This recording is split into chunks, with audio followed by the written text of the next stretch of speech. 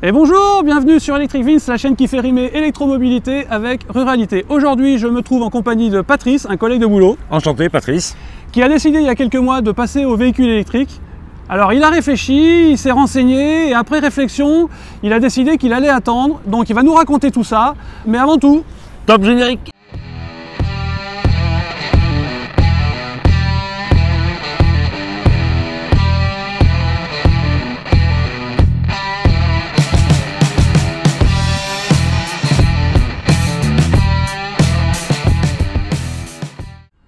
alors voilà, comme je vous présentais tout à l'heure Patrice, donc un collègue de boulot, il a décidé il y a quelques temps de passer au véhicule électrique et après réflexion, il s'est dit que c'était peut-être pas le bon moment pour lui. Quelles étaient les raisons pour lesquelles tu voulais passer au véhicule électrique à l'origine?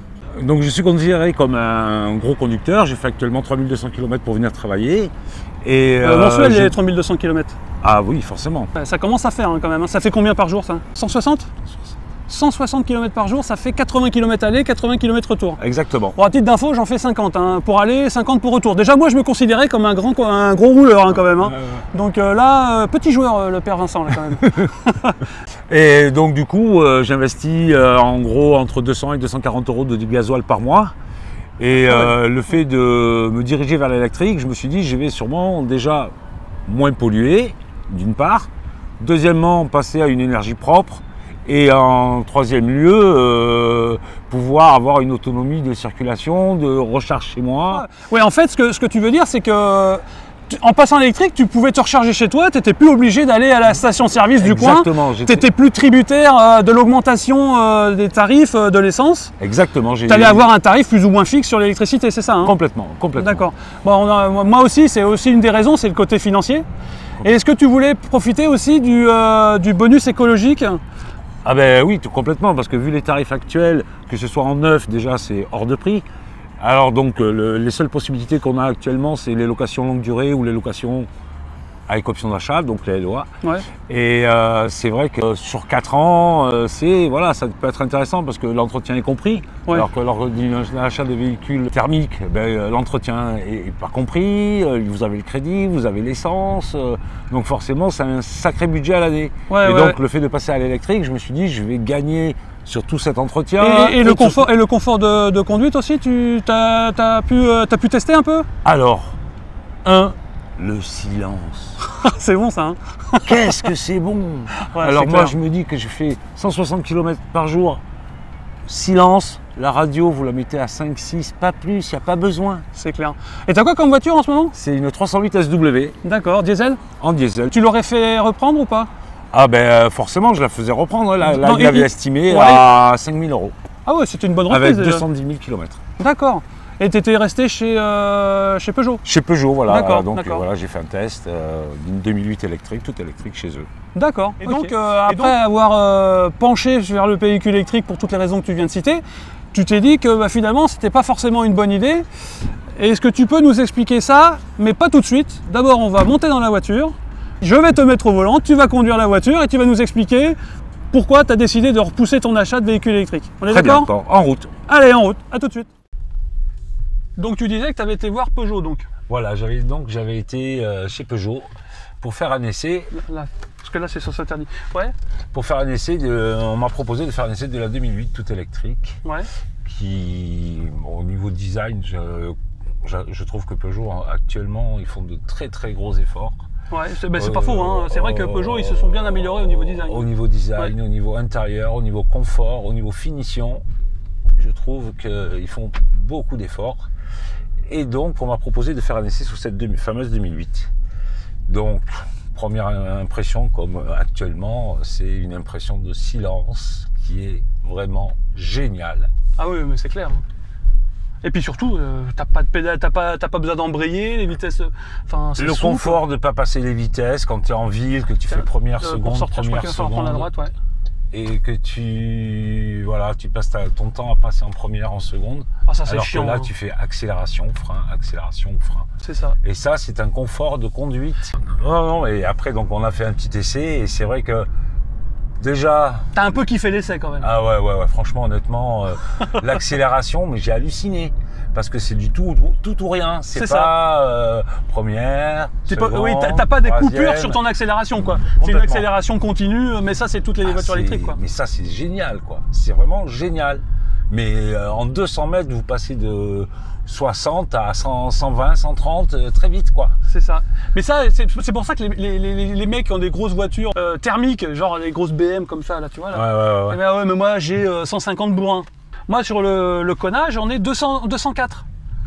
Bah, je peux te dire que quand j'appuie sur la pédale, je le mets à l'amende, le gars, avec sa BM. Hein. Et donc, c'était un ou une commerciale, alors, du coup? C'était une commerciale, une petite jeune qui était là, on a échangé tous les deux, très très sympathique. Est-ce qu'elle s'y connaissait en voiture électrique? Alors, parce que moi, souvent, l'expérience que j'ai entendu dire à droite, à gauche, c'est que les vendeurs et les vendeuses, bah, souvent, ils connaissent pas trop les voitures électriques, quoi.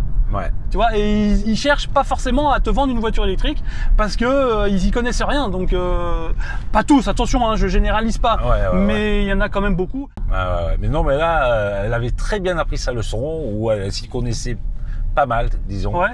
Et je lui ai posé plusieurs questions, du style quand il fait froid. Elle m'a dit, là sur le 2008, quand il fait froid, on vous conseille de garder une température de 21 degrés. Donc je me dis le matin quand je pars, que c'est gelé, que je dois attendre 21 degrés, je serais presque arrivé à Périgueux avant que ça soit chaud, quoi. Alors, oui et non, parce que, alors je sais pas si la i2008 là, mais les voitures électriques, souvent, elles ont une application qui te permet de déclencher ton chauffage en amont. Tu préchauffes ta voiture. Voilà, où tu peux le programmer dans ta voiture, et le matin, tu dis, voilà, à telle heure, je veux que ma voiture, elle soit à tant de degrés. Et ça va se le mettre. Alors moi, la mienne, celle-là, elle l'a pas, tu vois, par exemple. Elle me l'a proposé, l'application, justement, de la préchauffe du véhicule. La détection, tu arrives à moins d'1 mètre, ça t'ouvre le véhicule. Ouais, c'est ça. Comme celle-là. Alors moi, ça ne m'ouvre pas. J'ai encore un bouton, mais concrètement, je peux ouvrir le coffre sans les clés, quoi. Ah ouais, d'accord.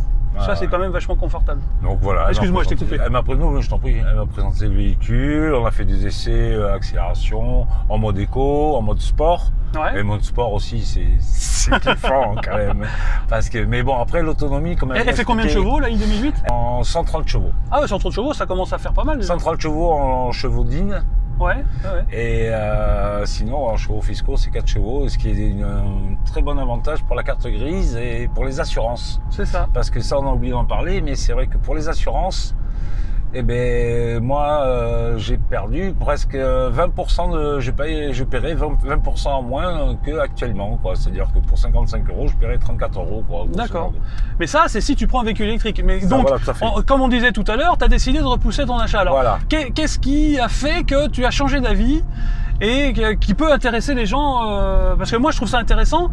Et je sais à peu près, pour en avoir discuté avec toi, je sais à peu près pourquoi t'as changé d'avis. Et je comprends complètement. Dans ta position, je pense que j'aurais fait exactement pareil. Alors vas-y, explique-nous pourquoi. Alors, disons qu'à l'heure actuelle, les concessionnaires vous proposent des LLD ou des LOA. Ouais.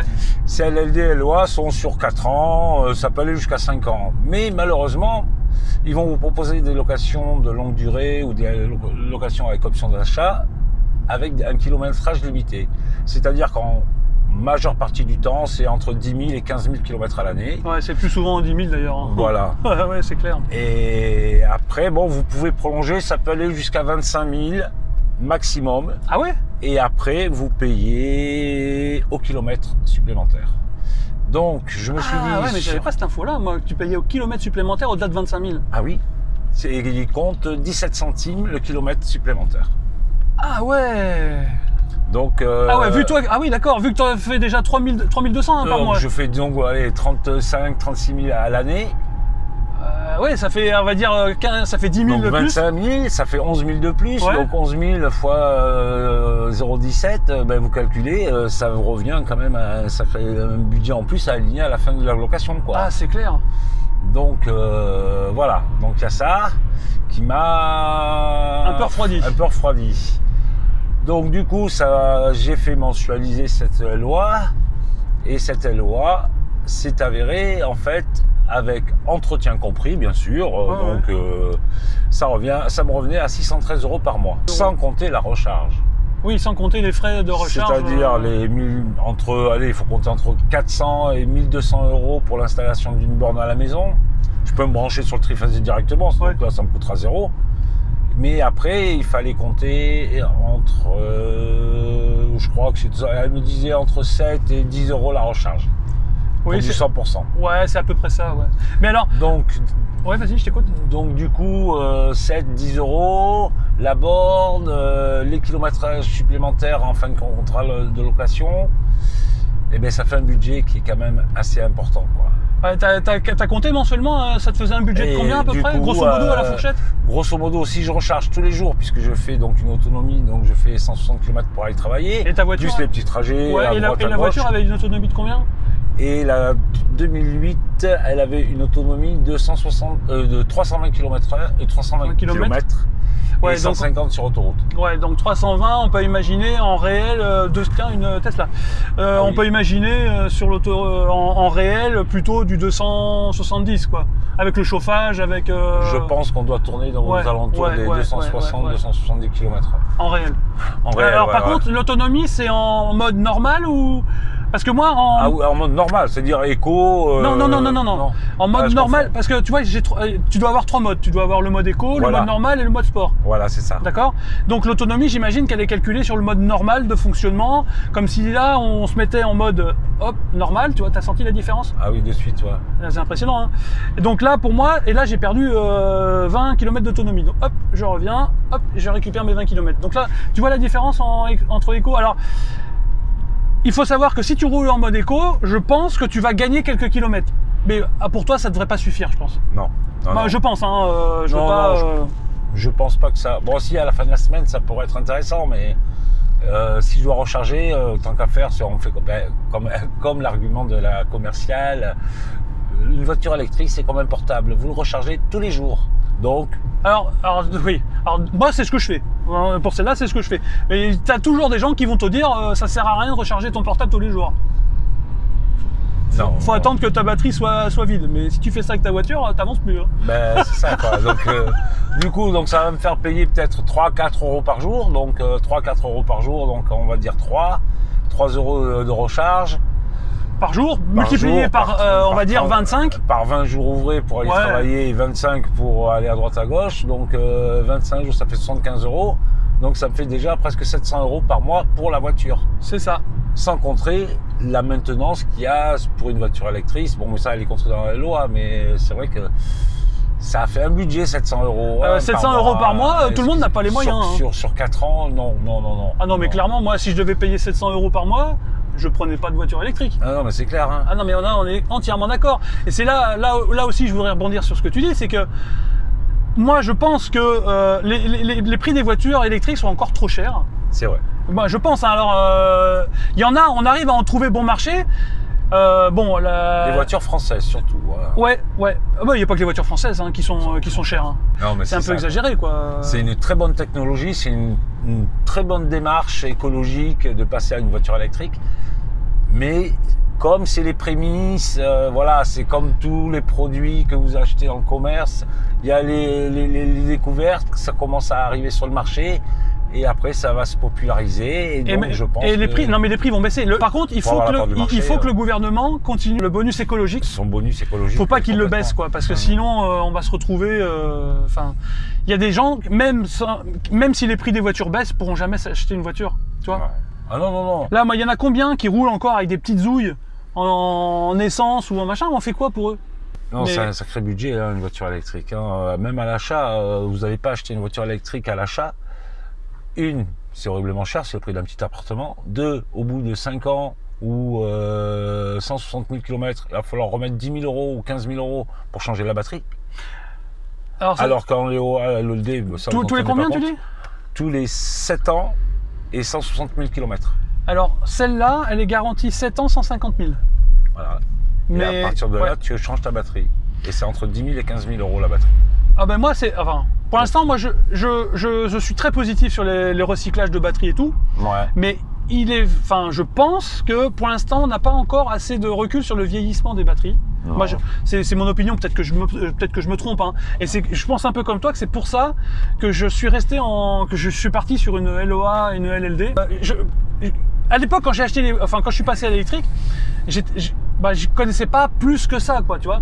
Donc j'avais un peu la même peur que toi, c'est-à-dire voilà, la batterie, on la change tous les combien ça va me coûter si je dois changer la batterie. Et c'est pas un hasard si par exemple il y a un constructeur chinois qui commercialise des voitures et qui commence à mettre en place toute une structure pour les échanges de batteries en fait.